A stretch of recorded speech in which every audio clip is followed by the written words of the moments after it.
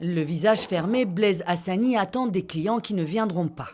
Son échoppe est fermée depuis 4 jours.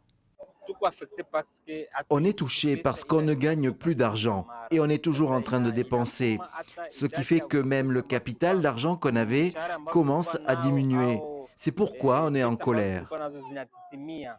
Un manque à gagner qui inquiète aussi d'autres commerçants d'Ouvira en cette 4e journée ville morte décrétée pour exiger le départ de la ville du général Olivier Gassita, un officier des FARDC réaffecté depuis lundi à Ouvira. Ce sont les autorités qui nous l'avaient amené et ce sont elles qui doivent chercher la solution et voir comment nous aider.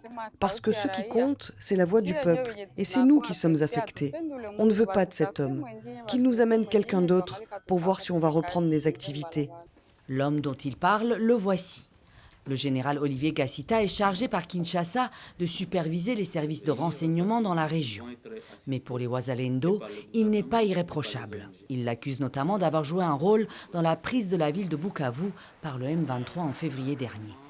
Une perte stratégique qui alimente depuis les tensions entre l'armée congolaise et ses supplétifs, avec des affrontements meurtriers.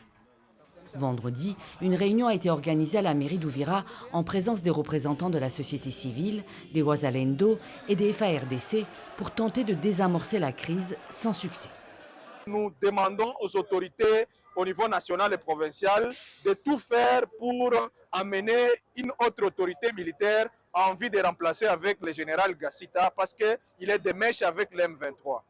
Jeudi, Kinshasa a tenu à exprimer sa totale confiance en Olivier Gassita. Il a le total soutien des autorités, et surtout des autorités militaires.